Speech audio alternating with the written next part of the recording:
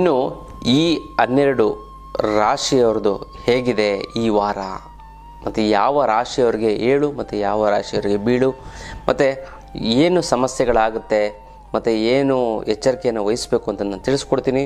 ಅದಕ್ಕಿಂತ ಮುಂಚೆ ನೀವು ವಿನಯ್ ಯೋಗಿ ಗುರುಜಿ ಅಂತ ಯೂಟ್ಯೂಬ್ ಚಾನಲ್ ಲೈಕ್ ಮಾಡಿ, ಸಬ್ಸ್ಕ್ರೈಬ್ ಆಗಿ, ಮತ್ತು ಬೆಲ್ ಬಟನ್ ಒತ್ತಿ, ಮತ್ತು ಫೇಸ್ಬುಕ್ ಇನ್ಸ್ಟಾಗ್ರಾಮ್ ಕೂಡ ಲೈಕ್ ಮಾಡಿ, ಶೇರ್ ಮಾಡಿ, ಮತ್ತು ಫಾಲೋವನ್ನು ಮಾಡಿಕೊಳ್ಳಿ. ಇನ್ನು ಮೇಷರಾಶಿಯವರಿಗೆ ಹೇಗಿದೆ ಅಂತಂದರೆ, ಕೆಲಸದಲ್ಲಿ ಪ್ರಗತಿಯನ್ನು ಕಾಣ್ತೀರ. ನೀವು ಏನೇ ಒಂದು ಕೆಲಸ ಕಾರ್ಯಗಳು ಮಾಡೋದು ಈ ವಾರ ತುಂಬ ಚೆನ್ನಾಗಾಗತ್ತೆ. ಜೊತೆಗೆ ಈ ಹಣ ಬರುತ್ತೆ, ಆದರೆ ಖರ್ಚು ವಿಪರೀತ ಖರ್ಚಾಗ್ತಾ ಬರುತ್ತೆ. ತುಂಬ ಕೇರ್ಫುಲ್ಲಾಗಿ ಇರಿ. ಮತ್ತು ಸಂಬಂಧಗಳಲ್ಲಿ ವಿಶೇಷವಾಗಿ ಈ ಸಂಬಂಧಗಳು ಸ್ವಲ್ಪ ಮನಸ್ತಾಪ ಹೋದಾಗ, ಗಂಡ ಹೆಂಡತಿ ಜಗಳ ಇತ್ತು ಅಂತಂದ್ರೂ ಕೂಡ ಅದು ಸುಧಾರಣೆ ಕಂಡು ಬರುತ್ತೆ. ಅದಕ್ಕೋಸ್ಕರ ಏನು ಮಾಡಬೇಕು ಈ ವಾರ, ಯಾವ ಒಂದು ಎಚ್ಚರಿಕೆಯನ್ನು ವಹಿಸ್ಕೋಬೇಕು ಅಂತಂದರೆ, ಕಡಲೆಕಾಳನ್ನು ದಾನ ಕೊಡಿ, ಒಂದು 1/4 kg ಅಥವಾ ಅರ್ಧ kg ದಾನ ಕೊಡಿ. ಜೊತೆಗೆ ಇನ್ನೊಂದಂತೆ ಒಂದು ಶುಭ ಸಂಖ್ಯೆ ಒಂದನ್ನು ಫಾಲೋ ಮಾಡಿ, ಮತ್ತು ಗೋಮಾತೆಯನ್ನು ಈ ವಾರ ಗೋಮಾತೆಯನ್ನು ಸ್ಪರ್ಶ ಮಾಡಿ ನಮಸ್ಕಾರ ಮಾಡಿಕೊಡಿ. ತುಂಬ ಚೆನ್ನಾಗಾಗತ್ತೆ, ಯಾವುದೇ ರೀತಿಯ ಸಮಸ್ಯೆಗಳು ಆಗೋದಿಲ್ಲ. ಇನ್ನು ವೃಷಭ ರಾಶಿಯವರಿಗೆ ಹೇಗಿದೆ ಅಂತ ನಾವು ನೋಡೋದಾದರೆ, ಹಣದ ಒಂದು ಲಾಭ ಜಾಸ್ತಿ ಆಗ್ತಾ ಬರುತ್ತೆ. ಒಳ್ಳೆ ಅವಕಾಶಗಳು ಈ ವಾರ ಸಿಗುತ್ತೆ, ಮಿಸ್ ಮಾಡ್ಕೋಬೇಡಿ. ಆರೋಗ್ಯದ ಕಡೆ ತುಂಬ ಗಮನ ಕೊಡಿ, ಇಲ್ಲ ಅಂತ ಸಮಸ್ಯೆಗಳತ್ತೆ.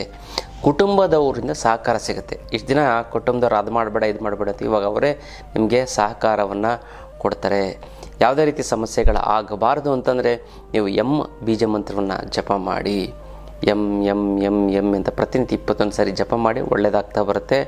ಮತ್ತು ಕಾಲಭೈರವನನ್ನು ಆರಾಧನೆ ಮಾಡಿ, ತುಂಬ ಚೆನ್ನಾಗಾಗುತ್ತೆ. ಇನ್ನು ಮಿಥುನ ರಾಶಿಯವ್ರಿಗೆ ಏನಂದರೆ, ಈ ಸರಿ ಸಿಕ್ಕಾಬಟ್ಟೆ ಈ ವಾರ ತುಂಬ ಕೆಲಸದ ಒತ್ತಡ ಜಾಸ್ತಿ ಆಗ್ತಾ ಬರುತ್ತೆ. ಅದು ಆಮೇಲೆ ಇನ್ನೊಂದೇನಂತ ಹೊಸ ಐಡಿಯಾಗಳು ಬರ್ತಾ ಬರುತ್ತೆ. ಆದರೆ ಹೊಸ ಐಡಿಯಾಗಳು ಯಾವುದೇ ನಿರ್ಧಾರವನ್ನು ನೀವು ತೆಗೆದುಕೊಳ್ಳೋಕೆ ಹೋಗಬೇಡಿ. ಈ ವಾರ ಮುಂದಿನ ವಾರ ಪೋಸ್ಟ್ಪೋನ್ ಮಾಡಿ, ಚೆನ್ನಾಗಾಗುತ್ತೆ. ಮತ್ತು ಸ್ನೇಹಿತರು ನೀವು ತುಂಬ ಚೆನ್ನಾಗಿ ಕೆಲಸವನ್ನು ಮಾಡಿಕೊಡ್ತಾರೆ, ಹೆಲ್ಪ್ ಮಾಡ್ತಾರೆ. ಮತ್ತು ಈ ವಾರ ಯಾವುದೇ ರೀತಿ ಸಮಸ್ಯೆಗಳು ಆಗಬಾರ್ದು ಅಂತಂದರೆ, ನೀವು ದೇವರಿಗೆ ಕೆಂಪು ಹೂವನ್ನು, ನೀವು ಸೋಮವಾರದ ದಿನ ಏನು ಮಾಡಿ ಅಂತ ಕೆಂಪು ಹೂವನ್ನು ದೇವರಿಗೆ ಅರ್ಪಣೆ ಮಾಡಿ, ತುಂಬ ಚೆನ್ನಾಗಾಗ್ತಾ ಇರುತ್ತೆ. ಮತ್ತು ನೀವು ಯಾವುದೇ ರೀತಿಯಂಥ ಈ ವಾರ ಪರಿಹಾರಗಳು ಮಾಡೋದು ಸೋಮವಾರ ಅಥವಾ ಮಂಗಳವಾರನೇ ಮಾಡಿ, ಅಥವಾ ಒಳ್ಳೆಯದಾಗ್ತಾ ಬರುತ್ತೆ. ಇನ್ನು ಕರ್ಕಾಟಕ ರಾಶಿಯವ್ರಿಗೆ ಹೇಗಿದೆ ಅಂತ ನೋಡಿದ್ರೆ, ಜೀವನದಲ್ಲಿ ವಿಶೇಷವಾದ ಒಂದು ಚಿಕ್ಕ ಬದಲಾವಣೆ ಆಗ್ತಾ ಬರುತ್ತೆ. ಇಷ್ಟು ದಿನ ಇಲ್ಲದಿರೋಂಥ ಒಂದು ವಾತಾವರಣ ಕಂಡುಬರುತ್ತೆ. ಹಣಕಾಸಿನಲ್ಲಿ ತುಂಬ ಸ್ಥಿತಿ ಚೆನ್ನಾಗಾಗ್ತಾ ಬರುತ್ತೆ. ಮತ್ತು ಯಾವುದೇ ಕಾರಣಕ್ಕೂ ಫೀಲಿಂಗ್ ಮಾಡ್ಕೋಬೇಡಿ. ಏನೋ ಒಂದು ಸಣ್ಣ ಪುಟ್ಟ ಒಂದು ಮಾತು ಬರುತ್ತೆ ಹೋಗುತ್ತೆ, ಫೀಲ್ ಮಾಡ್ಕೋಬೇಡಿ. ಅದರಿಂದ ನಿಮಗೆ ಯಾವುದೇ ರೀತಿಯಂಥ ಒಂದು ಯೂಸ್ ಆಗಲ್ಲ. ಮತ್ತು ಅನಾವಶ್ಯಕವಾಗಿ ಅದನ್ನೇ ಒಂದನ್ನು ಯೋಚನೆ ಮಾಡ್ಕೊಂಡು, ಚಿಂತೆ ಮಾಡಿಕೊಂಡು ಸಮಸ್ಯೆಗಳು ಪಡ್ತೀರಾ, ಅದಾಗಬಾರ್ದು. ಕುಟುಂಬದಲ್ಲಿ ವಿಶೇಷವಾದಂಥ ಒಂದು ಸಂತೋಷ ಸಿಗುತ್ತೆ. ಜೊತೆಗೆ ನೀವೇನು ಅಂತಂದರೆ, ಗಣಪತಿಯನ್ನು ಆರಾಧನೆ ಮಾಡಿ, ಜೊತೆಗೆ ಇನ್ನು ಎಕ್ಕದ ಗಣಪತಿಯನ್ನು ನೀವು ಪೂಜೆ ಮಾಡೋದ್ರಿಂದ ತುಂಬ ಚೆನ್ನಾಗಾಗುತ್ತೆ, ಒಳ್ಳೆಯದಾಗ್ತಾ ಬರುತ್ತೆ. ಮಕ್ಕಳಿಗೂ ಕೂಡ ಒಂದು ಒಳ್ಳೆ ಇಡ್ತು ಅಂತಂದರೆ ಕಾನ್ಸಂಟ್ರೇಷನ್ ಬರುತ್ತೆ.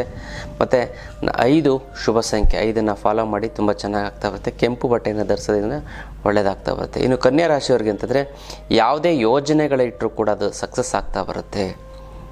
ಏನು ಯೋಜನೆಗಳು ಮಾಡಿಕೊಂಡ್ರು ಕೂಡ ಅದು ಸೂಪರ್ ಸಕ್ಸಸ್ ಆಗುತ್ತೆ. ಈ ವಾರ ಹಣದ ಒಂದು ಸ್ಥಿರತೆ ಇರುತ್ತೆ.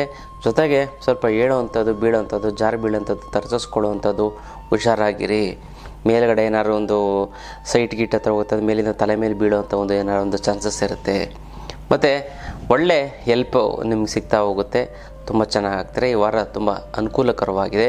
ಮತ್ತು ಯಾವುದೇ ರೀತಿಯಂಥ ಒಂದು ಸಮಸ್ಯೆಗಳು ಆಗಬಾರ್ದು ಅಂತಂದರೆ ನೀವೇನು ಮಾಡಿ ಅಂತಂದರೆ, ಲಕ್ಷ್ಮಿಯನ್ನು ಆರಾಧನೆ ಮಾಡಿ, ತುಂಬ ಚೆನ್ನಾಗಾಗ್ತಾ ಬರುತ್ತೆ. ಮತ್ತು ನೀಲಿ ವಸ್ತ್ರವನ್ನು ಯಾವುದೇ ಕಾರಣಕ್ಕೆ ಧರಿಸ್ಕೊಂಡು ನಾಯಿಗೆ ಊಟವನ್ನು ಹಾಕಿ, ತುಂಬ ಆಗುತ್ತೆ, ಒಳ್ಳೆಯದಾಗ್ತಾ ಬರುತ್ತೆ. ಇನ್ನು ವೃಶ್ಚಿಕ ರಾಶಿಯವ್ರಿಗೆ ಅಂತಂದರೆ, ಈ ವಾರ ತುಂಬ ಎನರ್ಜಿ ಇರುತ್ತೆ. ನೀವೇನು ಮಾಡೋದು ಕಡ್ದು ಕಟ್ಟೆ ಹಾಕ್ಬಿಡ್ತೀರ. ಒಂದು ಮಣ ಸೌದೆ ಕೊಡ್ತು ಅಂದರೆ ಕಡ್ದು ಕಟ್ಟೆ ಹಾಕಿ ಬಿಸಾಕ್ತದೆ, ಅಂದರೆ ಅಷ್ಟು ಒಂದು ಇದಿರುತ್ತೆ. ಇಂಪಾರ್ಟೆಂಟ್ ಕೆಲಸ ಕಾರ್ಯಗಳೇನಾರು ಇತ್ತು ಅಂತಂದರೆ ಪೋಸ್ಟ್ಪೋನ್ ಮಾಡೋಕ್ಕೆ ಈ ವಾರನೇ ಮಾಡಿ, ತುಂಬ ಚೆನ್ನಾಗುತ್ತೆ. ಹಣದಲ್ಲಿ ತುಂಬ ಲಾಭ ಆಗ್ತಾ ಬರುತ್ತೆ. ಮತ್ತು ವ್ಯಾಪಾರಸ್ಥರಿಗೂ ತುಂಬ ಚೆನ್ನಾಗಾಗುತ್ತೆ. ಜೊತೆಗೆ ಜಗಳವನ್ನು ಯಾವುದೇ ಕಾರಣಕ್ಕೂ ಏನಾದ್ರು ಜಗಳ ಕಾಲು ಕೆರ್ಕೊಂಡು ಜಗಳ ಮಾಡೋಕ್ಕೆ ಬಂತು ಅಂದರೂ ಕೂಡ ಅದನ್ನು ತಪ್ಪಿಸ್ಬಿಡಿ.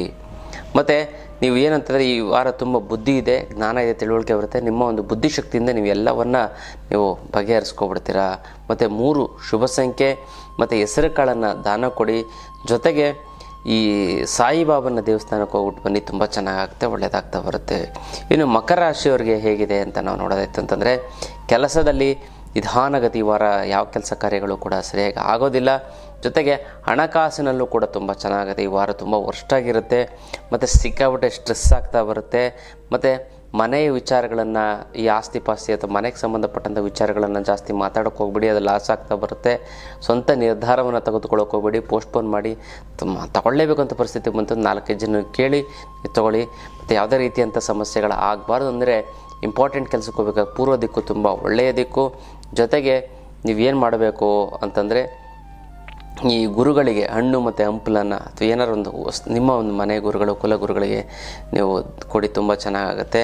ಜೊತೆಗೆ ಕುಂಭರಾಶಿಯವರಿಗೆ ಹೇಗಿದೆ ಅಂತ ನಾವು ನೋಡೋದೈತಂದರೆ, ನಿಮಗೆ ಯಾರೋ ಒಬ್ಬ 3ನೇ ವ್ಯಕ್ತಿ ಬಂದು ನಿಮಗೆ ಸಹಾಯವನ್ನು ಮಾಡ್ತಾರೆ ಮತ್ತು ಖರ್ಚು ನಿಯಂತ್ರಣದಲ್ಲಿರುತ್ತೆ.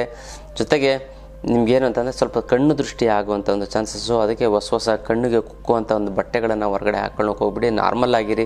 ಉರಿಸ್ಬೇಕು ಅಂತಲೇ ನೀವು ಹಾಕ್ಕೊಂಡೋಯ್ತು ಅಂತಂದರೆ ಅವ್ರ ಕಣ್ಣು ದೃಷ್ಟಿ ಬಿದ್ದೇ ಬರುತ್ತೆ. ಮತ್ತು ಇನ್ನೊಂದು ವಿಶೇಷವಾದಂಥದ್ದು ಒಂದು ವಿಚಾರ ಏನು ಅಂತಂದರೆ, ಈ ವಾರ ನಿಮಗೆ ಒಬ್ಬ ವ್ಯಕ್ತಿ ಅಂದರೆ ಯಾರೇ ಆಗಿರ್ಬೋದು, ನಿಮಗೆ ಒಂದು ದುಡ್ಡು ಕಿತ್ಕೊಳ್ಳೋಕ್ಕೆ ಮೋಸ ಮಾಡೋದಕ್ಕೆ ನಿಮಗೆ ಅವನಾಗಿದ್ದವನೇ ನಿಮ್ಮ ಹತ್ರ ಉಟ್ಕೊಂಡು ಬರ್ತಾನೆ. ಸ್ವಲ್ಪ ಕೇರ್ಫುಲ್ ಆಗಿರಿ. ಅದನ್ನು ಬಿಟ್ಟರೆ ಇನ್ನೆಲ್ಲ ಚೆನ್ನಾಗಿದೆ, ತೊಂದರೆ ಇಲ್ಲ. ಮತ್ತು ಇವರು ಏನು ಯಾವುದೇ ರೀತಿಯ ಸಮಸ್ಯೆಗಳು ಆಗಬಾರ್ದು ಅಂತಂದರೆ ಏನು ಮಾಡಬೇಕು ಮೇಯ್ನಾಗಿ ಅಂತಂದರೆ, ಈ ಹಸುವಿನ ಗಂಜಲವನ್ನು ತೆಗೆದುಕೊಂಡು ಪ್ರೋಕ್ಷಣೆ ಮಾಡ್ಕೊಳ್ಳಿ. ಯಾವುದೇ ರೀತಿಯ ಸಮಸ್ಯೆಗಳು, ತುಳಸಿ ಎಲೆಯನ್ನು ನೀವು ಪೂಜೆ ಮಾಡಿ ತುಳಸಿ ಎಲೆ ಬಾಯಿಗೆ ಹಾಕ್ಕೊಳ್ಳಿ, ತುಂಬ ಚೆನ್ನಾಗಾಗ್ತಾ ಬರುತ್ತೆ. ಆರೋಗ್ಯದ ಕಡೆ ಎಚ್ಚರ ಕೊಡಿ. ಇನ್ನು ಮೀನರಾಶಿಯವರಿಗೆ ಹೇಗಿದೆ ಅಂತಂದರೆ, ಅದೃಷ್ಟ ನಿಮ್ಮ ಕಡೆ ಬರುತ್ತೆ. ಈ ಸರಿ ತುಂಬ ಚೆನ್ನಾಗಿದೆ. ವಿಶೇಷವಾದ ಒಂದು ಮನೋಸ್ಥೈರ್ಯ, ಧೈರ್ಯ ಬರುತ್ತೆ. ಯಾರೋ ಬಂದು ಧೈರ್ಯ ತುಂಬ್ತಾರೆ. ಮನಸ್ಸಿಗೆ ಶಾಂತಿ, ಸಮಾಧಾನ, ನೆಮ್ಮದಿ ಎಲ್ಲವೂ ಕೂಡ ಸಿಗ್ತಾ ಬರುತ್ತೆ. ಚೆನ್ನಾಗಿದೆ. ಜೊತೆಗೆ ಇನ್ನೊಂದೇನು ಅಂತಂದರೆ, ಈ ಯಾವುದೇ ಕಾರಣಕ್ಕೂ ಅವಸರದ ನಿರ್ಧಾರವನ್ನು ಈ ವಾರ ಮಾಡಿ ಮುಗಿಸ್ಬಿಡ್ತೀನಿ ಅನ್ನೋ ಅವಸರ ನಿರ್ಧಾರವನ್ನು ಬೇಡ. ಹೊಸ ವಸ್ತುಗಳನ್ನು ಯಾವುದೇ ಕಾರಣಕ್ಕೂ ಖರೀದಿ ಮಾಡೋದಕ್ಕೆ ಹೋಗಬೇಡಿ. ದಿನ ಬೆಳಗ್ಗೆ ವಸ್ತುಗಳನ್ನು ಬಿಟ್ಟು ಬೇರೆ ಯಾವ ವಸ್ತುಗಳನ್ನು ಈ ವಾರ ಖರೀದಿ ಮಾಡಿದ್ರೆ ಮುರಿದೋಗುತ್ತೆ, ಕಿತ್ತೋಗುತ್ತೆ, ಒಡೆದೋಗುತ್ತೆ. ಮತ್ತು ಯಾವುದೇ ರೀತಿ ಸಮಸ್ಯೆಗಳು ಆಗಬಾರ್ದು ಅಂತಂದರೆ ನೀವೊಂದು ಮಂತ್ರವನ್ನು ಜಪ ಮಾಡಬೇಕು. ಶ್ರೀಕೃಷ್ಣ ಪರಮಾತ್ಮನ ಒಂದು ಮಂತ್ರ, ಹರೇ ರಾಮ ಹರೇ ರಾಮ ರಾಮ ರಾಮ ಹರೇ ಹರೇ, ಹರೇ ಕೃಷ್ಣ ಕೃಷ್ಣ ಕೃಷ್ಣ ಹರೇ ಹರೇ, ಈ ಥರ ಒಂದು ಜಪ ಮಾಡ್ಕೊಳ್ಳಿ. ತುಂಬ ಚೆನ್ನಾಗಾಗ್ತಾ ಬರುತ್ತೆ.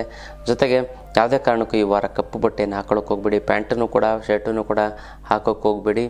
ಜೊತೆಗೆ ನೀವು ಏನೋ ಒಂದು ವಿಶೇಷವಾದಂಥ ಒಂದು ವಿಚಾರವನ್ನು ನೋಡ್ತೀರಾ, ಅದು ನಿಮ್ಗೆ ಸಿಗಬೇಕು, ಅದನ್ನು ಪಡ್ಕೋಬೇಕು ಅಂತ ನೀವು ಕಷ್ಟಪಡ್ತೀರಾ. ನೀವು ಅದು ಪಡ್ಕೋತೀರಾ. ಈ ವಾರ ಅದು ಕಣ್ಣಿಗೆ ಬೀಳುತ್ತೆ. ವಸ್ತು ಆಗಲಿ, ವಿಚಾರ ಆಗಲಿ, ವ್ಯಕ್ತಿ ಆಗಿರಲಿ, 11 ರೂಪಾಯಿನ ಕಟ್ಟಿಟ್ಬಿಟ್ಟು ದೇವ್ರ ಮುಂದೆ ಇಟ್ಕೊಂಡು ಸಂಕಲ್ಪ ಮಾಡಿ. ತುಂಬ ಚೆನ್ನಾಗಾಗುತ್ತೆ, ಒಳ್ಳೆಯದಾಗ್ತಾ ಬರುತ್ತೆ. ಇದು ಈ ವಾರದ ಒಂದು ರಾಶಿ ಭವಿಷ್ಯ. ಮತ್ತು ಯಾವುದೇ ರೀತಿಯಂಥ ಒಂದು ಸಮಸ್ಯೆಗಳಾಗಬಾರ್ದು, ನಿಮಗೋಸ್ಕರ ಸಂಕಲ್ಪವನ್ನು ಮಾಡ್ತೀನಿ. ಅಮ್ಮ ಮಹಾಲಕ್ಷ್ಮಿ ನಿನ್ನ ಆಶೀರ್ವಾದ ಸದಾ ನನ್ನ ಮೇಲೆ ಇರೋದಕ್ಕೆ ಶತಕೋಟಿ ನಮಸ್ಕಾರ ಅಂತ ಕಮೆಂಟ್ ಮಾಡಿ ಕಳಿಸಿ. ನಾನು ಸಂಕಲ್ಪವನ್ನು ಮಾಡ್ತೀನಿ, ತಂತ್ರವನ್ನು ಮಾಡಿ ಒಂದಕ್ಕೊಂದು ಸೇರಿ ತುಂಬ ಚೆನ್ನಾಗುತ್ತೆ, ಒಳ್ಳೆಯದಾಗ್ತಾ ಬರುತ್ತೆ. ಇದು ವಿಶೇಷವಾದಂಥ ಒಂದು ತಂತ್ರದ ವಿಚಾರ. ಇನ್ನಷ್ಟು ವಿಚಾರಗಳನ್ನ ತಿಳ್ಕೊಳ್ಳೋಣ ಮುಂದಿನ ಸಂಚಿಕೆ. ಅಲ್ಲಿವರೆಗೂ